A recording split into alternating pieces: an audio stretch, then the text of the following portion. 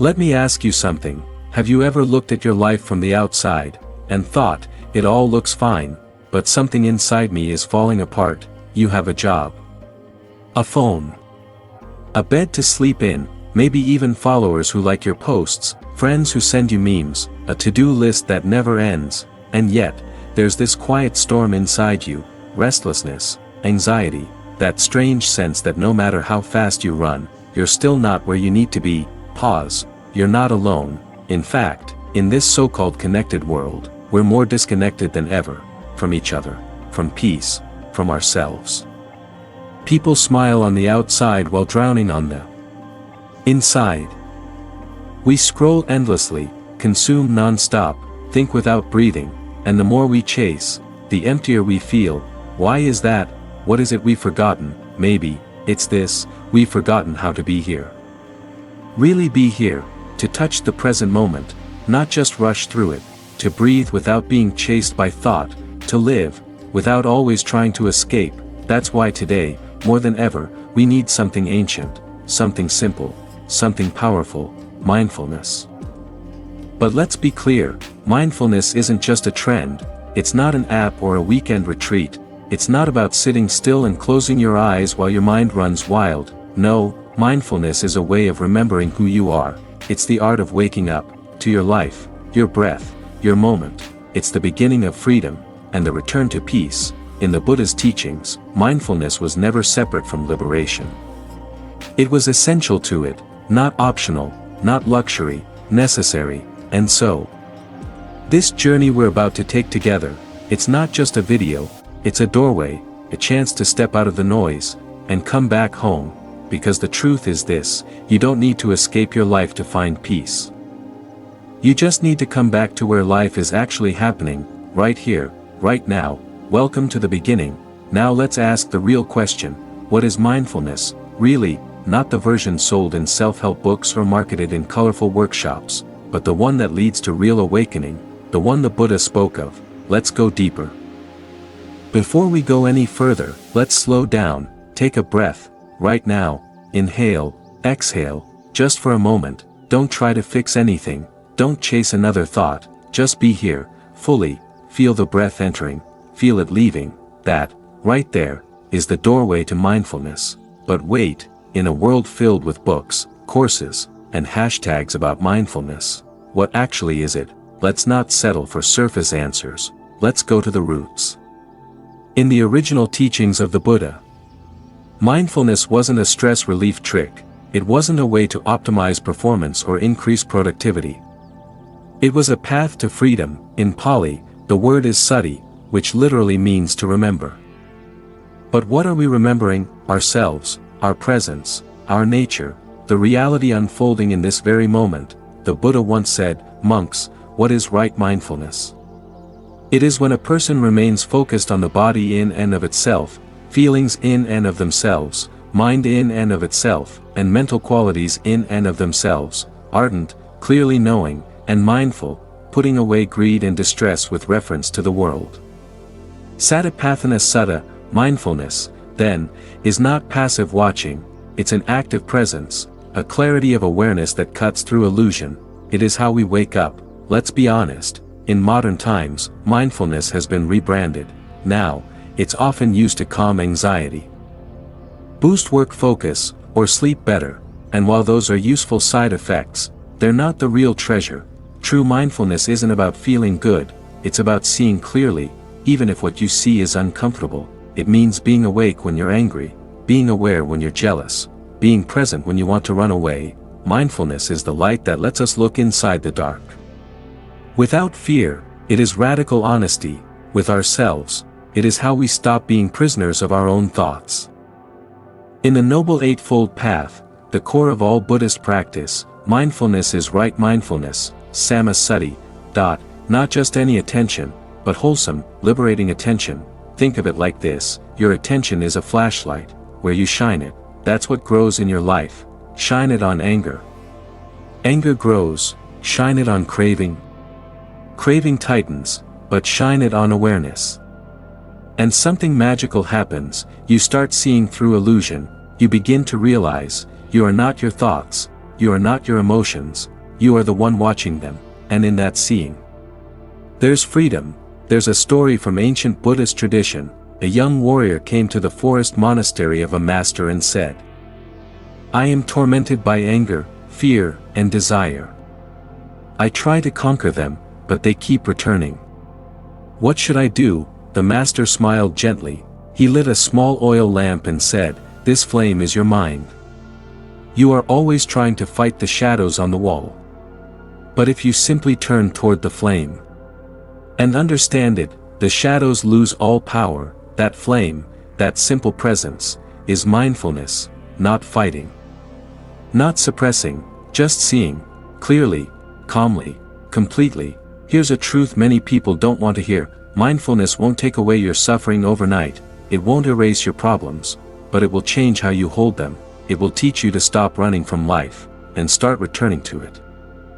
Because healing doesn't come from escape, healing comes from presence, and presence is the soil where awakening begins. So now that we've cleared the fog, now that we see mindfulness as the compass, not the destination, let's ask another question: if mindfulness is so powerful, why do we lose it so easily?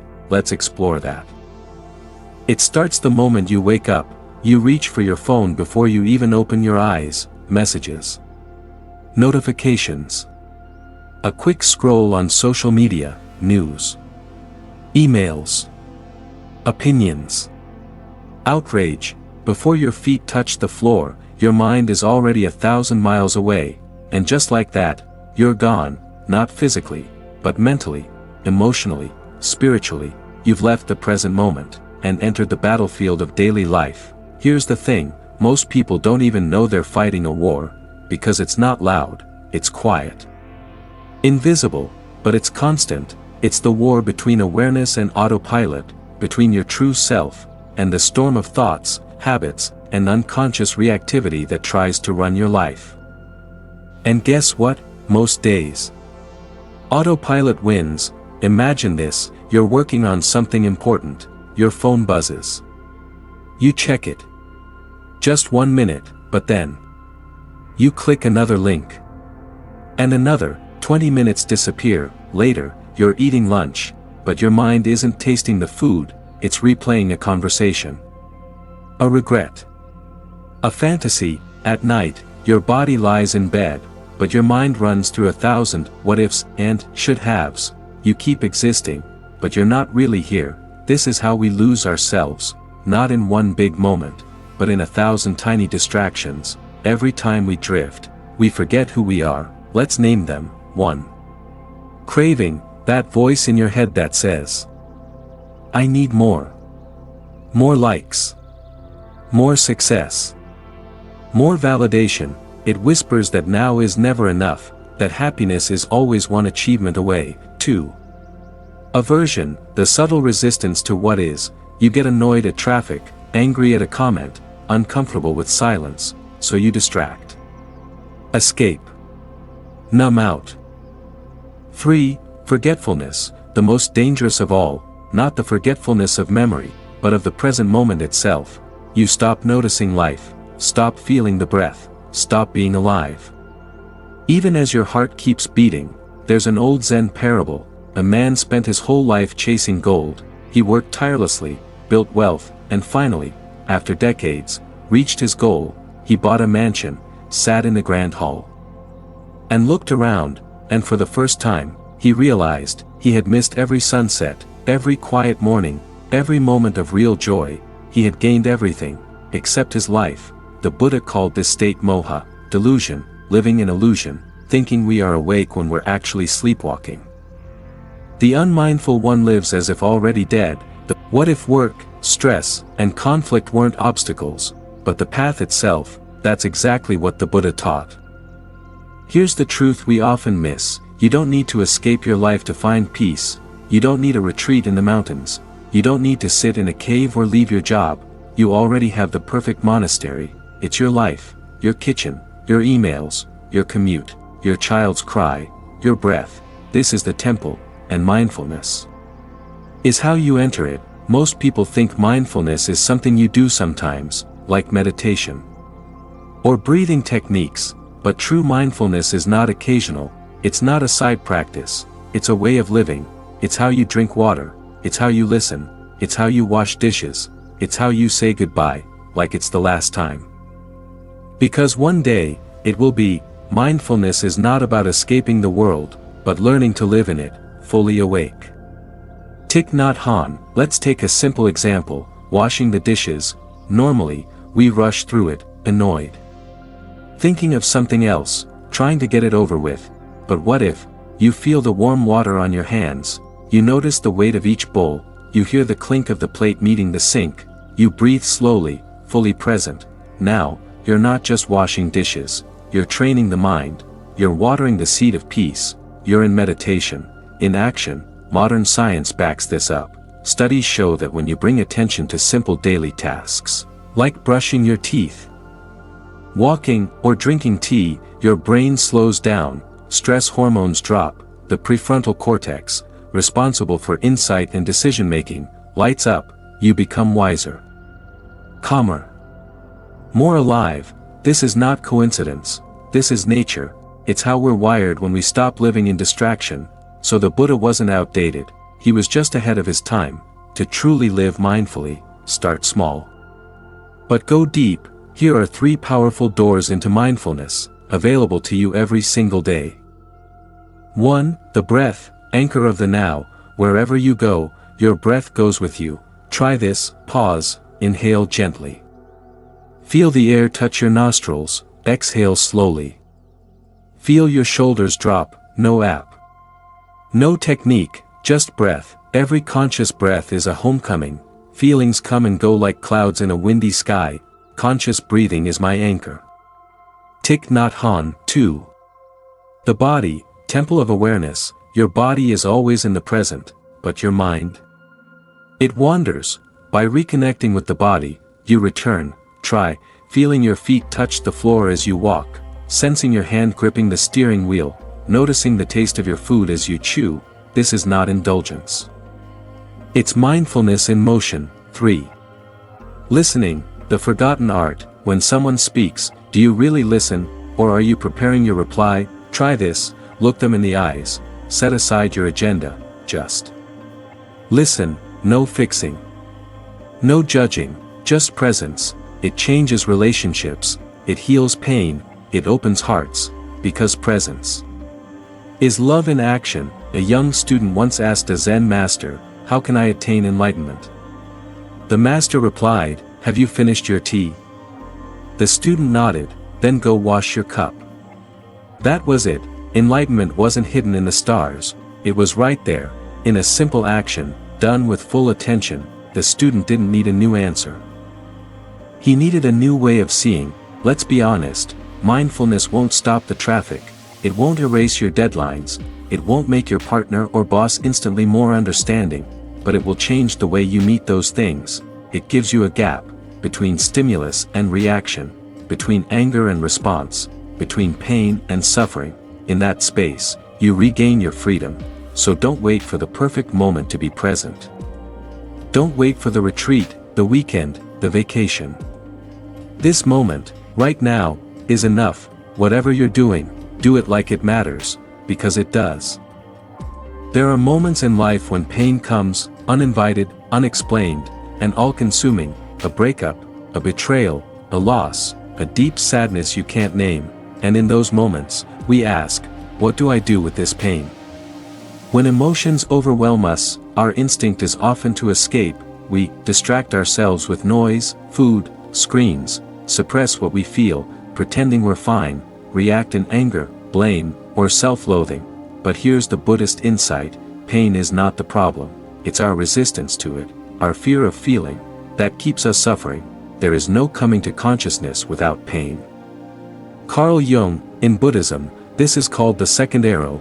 The first arrow is pain, the unavoidable, but the second arrow, our story, our resistance, our denial, that's what truly wounds us. Let me share a story.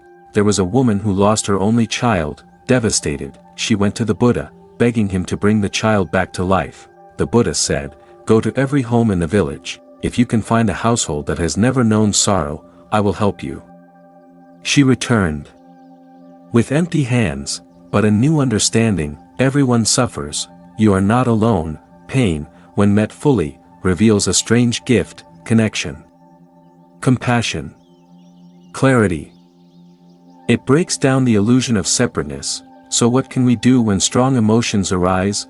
The answer is, we don't run, we don't indulge, we hold them, like a mother holding her crying child. This is emotional alchemy. Feelings are just visitors. Let them come and go.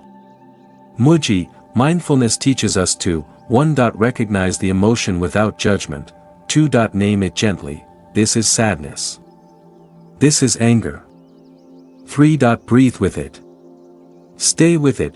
4. Watch it shift, change, dissolve. Emotions are not permanent, they're like clouds passing through the sky, but to see that, you must stop chasing the sun. Developed by Buddhist teacher Tara Brach, rain is a powerful method for emotional healing. R. Recognize what's happening, name the feeling, fear, shame, grief. Allow it to be there, let go of resistance. Don't fight. I. Investigate gently, where do you feel it in the body? What story is playing? N. Nurture with kindness, place your hand on your heart. Breathe. Say, I'm here for you. This isn't a quick fix, but it is liberation, one breath at a time. A monk once approached his teacher, saying, every time I meditate, anger rises. I try to push it away, but it returns. The teacher replied, don't push it. Invite it to tea. Confused, the monk asked, invite it? Yes, said the teacher. Say, anger, I see you. Come, sit with me. Then listen. You might be surprised what it teaches you. When the monk tried this, the anger slowly softened, not because it was defeated, but because it was finally heard. This is what emotions want, not obedience, not rejection, but presence. Modern neuroscience shows that when we name an emotion, activity in the amygdala, the brain's fear center, decreases. Labeling feelings activates the prefrontal cortex, the part responsible for decision-making and self-awareness. Simply saying this is anxiety begins to calm the nervous system. Mindfulness doesn't remove emotion. It puts you back in the driver's seat. In Buddhist psychology, there are no bad emotions, even anger, fear, jealousy, they all carry messages. Anger can reveal injustice or a violated boundary, sadness can point to what matters deeply, fear can highlight where we need care. Mindfulness helps us listen to the message. Without becoming the emotion, you feel it fully, but you don't become consumed, you become the sky, not the storm. So when pain visits you, and it will, try this. Sit, breathe, welcome it like an old friend, say, hello, sadness. I see you, stay as long as you need, but I won't let you drive. And slowly, something will shift, maybe not the outer world, but your inner world will soften, open, bloom. This is the path of the mindful warrior, not one who fights pain, but one who transforms it into wisdom. Love is a word we often use, but rarely understand. We say, I love you, and what we really mean is, I need you. You complete me. Don't leave me. But what happens when they disappoint us, or change? Or leave? Is it still love? Or was it attachment wearing love's mask? Buddhism offers a different kind of love, a fearless, generous, boundless love, and it begins not with someone else, but with presence. In Buddhism, we do not wait to feel love, we cultivate it, like a gardener tending seeds. Mindfulness is the sunlight, compassion is the bloom. When you love someone, the best thing you can offer is your presence. Thich Nhat Hanh, to be present with someone, truly present, is the rarest form of love, not to fix, not to judge, but simply to say, I see you. I hear you. I am with you. And that, sometimes, heals more than words ever could. Now, let's go deeper. What about those who hurt us? Can we love them too, not in the way the world teaches, not blind forgiveness or forced kindness, but through a radical shift in perception? The Buddha once said, hatred does not cease by hatred, but only by love. This is the eternal law. He taught about metta, loving kindness. It is not sentimentality, it is strength, it is choosing to see beyond the behavior, into the suffering beneath. People who hurt others are often deeply hurt themselves. Buddhist psychology, so we practice, may you be well, may you be free from suffering, may you live with ease, even if they never say sorry, even if they never change, because compassion sets you free. Buddhist teachings describe the 4 Brahma Viharas, or heavenly abodes, states of mind that lead to true happiness: loving kindness, metta the wish for others to be happy, compassion, karuna the desire to relieve suffering, sympathetic joy, mudita rejoicing in other success, equanimity, upekkha remaining balanced in love, without attachment. Practicing these 4 brings a love that's not dependent on how others treat us, what we get in return, or how we feel. It is a love that flows because it is who we are. During a time of war, a soldier burst into a Zen monastery. He shouted at the old monk, "You talk about peace. You talk about love. But I've killed people. Even children. What could you possibly say to someone like me?" The monk looked at him, eyes filled with stillness, and said, "You are still capable of loving." The soldier fell to his knees in tears. This is the power of compassion, not to ignore wrongs, but to see the wounded human beneath the armor. Modern psychology confirms what Buddhism has known for centuries: compassion increases happiness and life satisfaction. It reduces inflammation and stress hormones. Practicing loving kindness rewires the brain, strengthening empathy and emotional resilience. In other words, compassion is not just spiritual, it's biological. It heals the mind, the body, and the world. Let's try a simple practice. Sit quietly. Breathe, then repeat silently in your mind. 1.to yourself, may I be happy, may I be healthy, may I be safe, may I live with ease. 2.to someone you love, may you be happy. Same phrases. 3.to someone neutral, may you be happy. 4.to someone difficult, may you be happy. 5.to all beings everywhere, may all beings be happy and free. At first, it may feel forced. That's okay, you're training your heart, just like a muscle, and one day, it opens, not just for those who deserve it, but for everyone. Love, in Buddhism, is not a transaction, it's not a feeling to chase, it's a state of being you cultivate, and when love arises from mindfulness, it doesn't cling, it doesn't fear, it simply gives, freely, fully, fearlessly. This is compassion in motion. This is the path to liberation.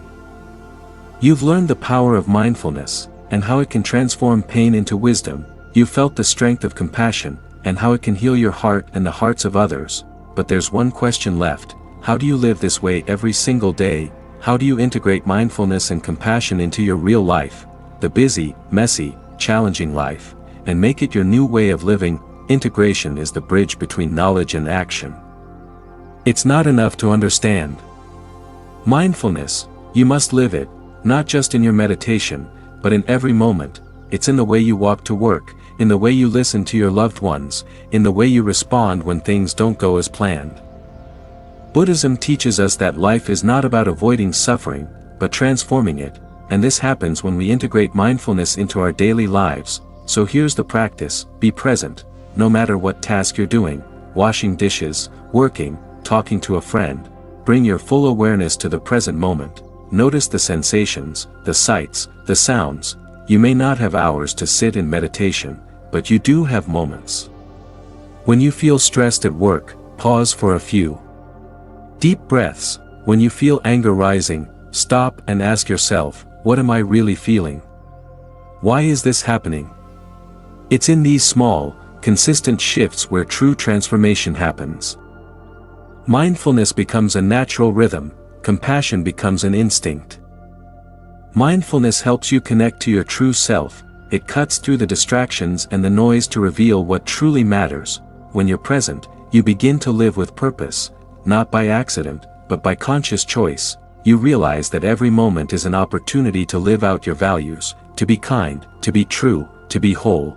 The present moment is a treasure that has the power to heal. Thich Nhat Hanh, as you integrate mindfulness into your life, your compassion begins to expand. not just for those you love, but for everyone you encounter. You start to see the world through the lens of empathy, you notice the struggles of others, you offer a smile to the stranger on the street. You listen with your heart, not just your ears, you realize that everyone is facing their own battles, and you're not just walking through the world, you're walking with the world, you are one with all beings. True integration happens when mindfulness is not a practice, but a way of being. In every breath, you remember, I am here. I am present. I am alive. So, when you feel the weight of the world pressing down, remember to pause, breathe, feel your feet on the ground, take a step, and be fully in that step. Mindfulness doesn't ask you to be perfect, it only asks you to be here, to be aware, and in that awareness, you'll find freedom. Living with mindfulness leads to peace. It's a peace that doesn't depend on circumstances, but comes from within. You stop chasing happiness outside of yourself, you stop comparing your life to others, you stop living in the future or past, you begin to live in the here and now, where peace, joy, and love already exist. This is the freedom that comes with mindfulness. Mindfulness is not just a practice, it's not something you do for an hour and then forget, it's a way of living, a way of being, a life where you are present in every moment, a life where you respond to challenges with wisdom and compassion, a life where every breath is a reminder that you are connected to the universe, and to everyone in it. This is the transformation mindfulness offers. It's a quiet revolution. A revolution of the heart. Thank you for taking this journey of mindfulness with me. If this video has helped you, made you think, or inspired you in any way, please like, comment, and subscribe to the channel. Your support means everything, and it allows us to continue sharing these teachings with the world. And remember, the path of mindfulness doesn't end here, it is a lifelong journey, and every step you take, no matter how small, brings you closer to the peace and joy that are already within you. Until next time, may you walk the path with awareness, compassion, and love. Don't forget to like, comment, and subscribe. Your engagement helps us reach more people and share these teachings. Let me know your thoughts in the comments. How has mindfulness transformed your life? Also, feel free to share this video with anyone who could benefit from the wisdom of mindfulness. Zen Buddhism wisdom. Awaken the mind, transform your life.